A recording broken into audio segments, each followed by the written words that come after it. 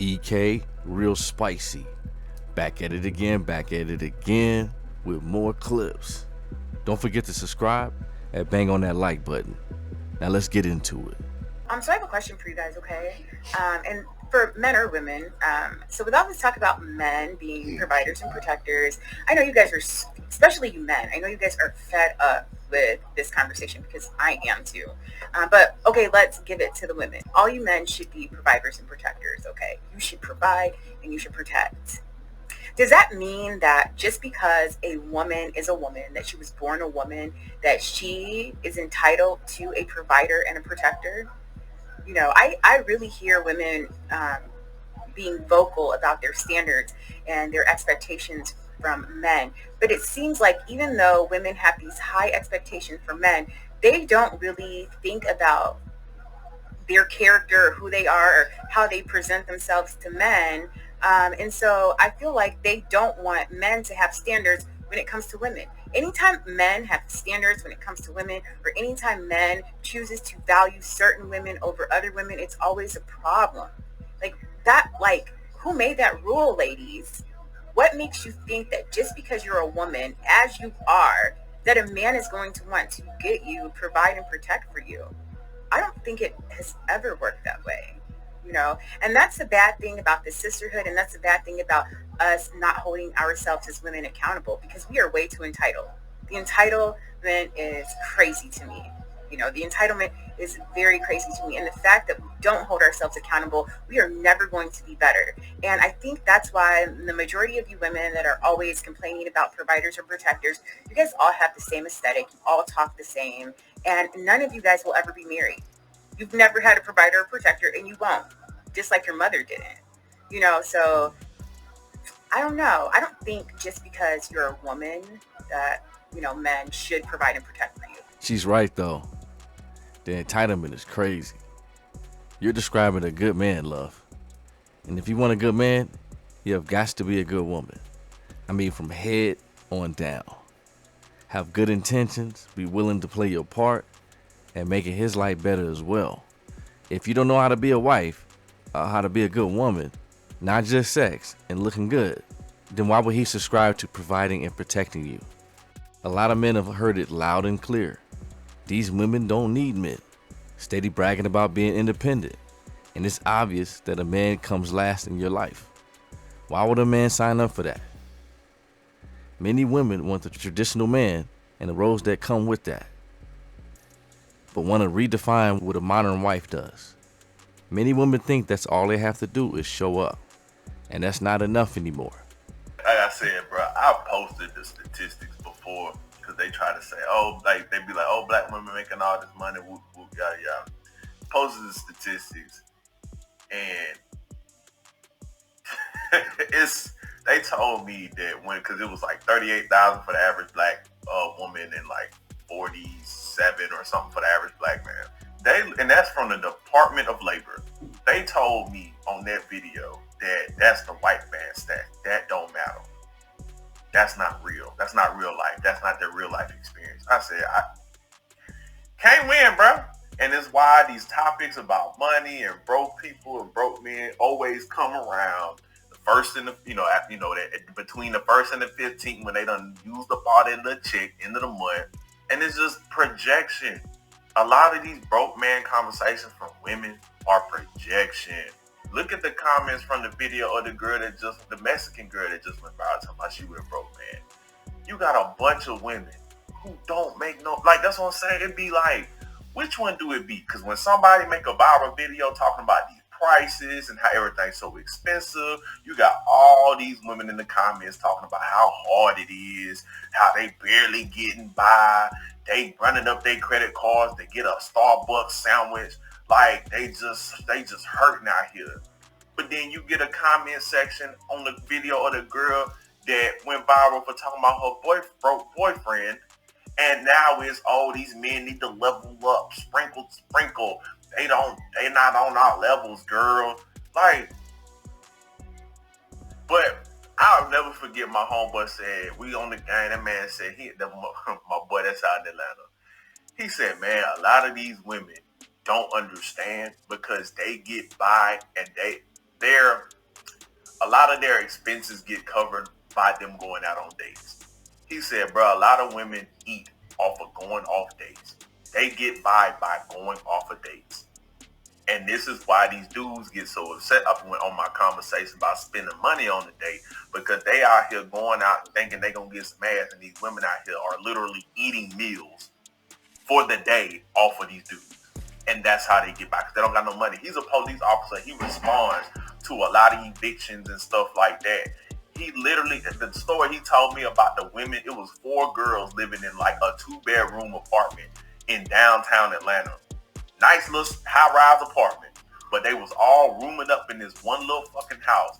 And he responded to the call because one of the chicks got mad because somebody in the house ate the girl last pack of ramen noodles, and nobody wanted to tell, so she was chasing them around with a fucking knife.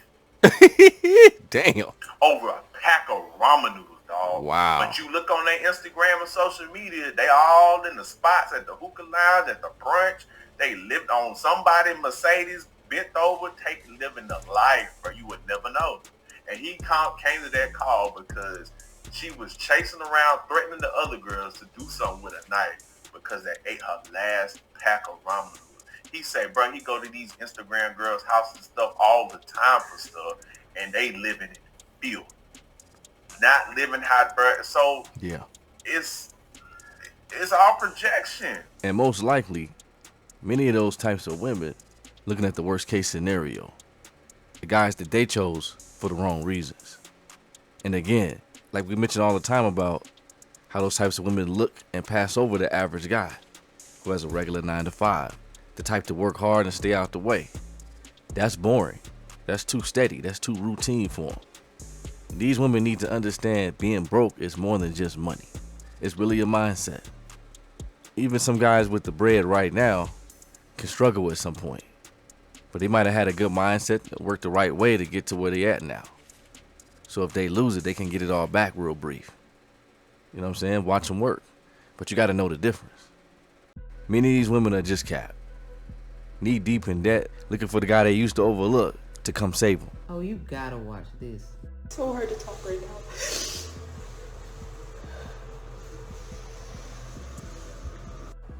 Situation's so hard.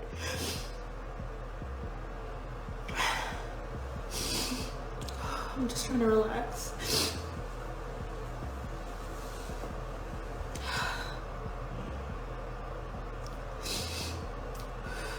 I tried to fix it after 3 days with my husband. And he's just like, no, you can't, you know? Like, I'm done with you. Today he keeps reiterating, like, through text message, like, we can be brother and sister in Christ. Sorry, this couldn't work out. So I came to live with my family, but they're hopping from place to place because they don't have a place. 7 days here, 7 days there. It's the hardest situation. We're about to go through a divorce. My husband not being there for me, and he knows the situation my family's in. Which is one argument that we had before I left the house, because he said if your family loses their house, then they can stay here. But once it happened, I asked him and he said no.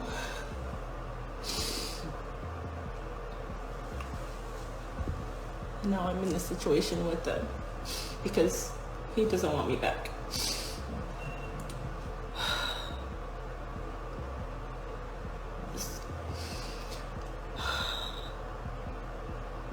I don't know.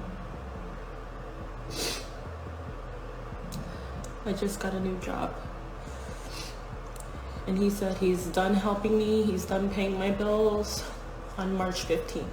So it's like helping my family, trying to pay my bills, not having a house, moving every freaking 7 to 14 days from place to place with the company my mom works for, because it's like they have vacation houses, but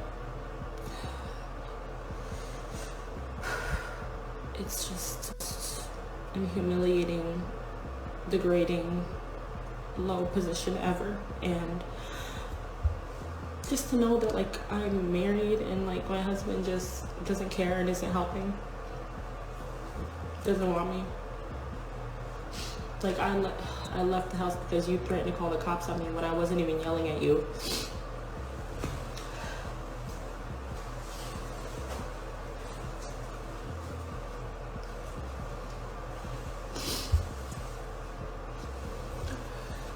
I don't know what's going on in my life. I'm over it. I'm just like, what is happening? I'm so tired of this. I'm so tired of struggle and pain. We don't get in relationships thinking of the ending. We got to know that that's a possibility. Just know life can start lifing. Life can turn on us in an instant. Always make sure you're good, regardless. And that goes for women and men. Always make sure you can still stand on your feet if things go south. Make sure your credit good, and make sure you have income coming to you, because your income does help with the household.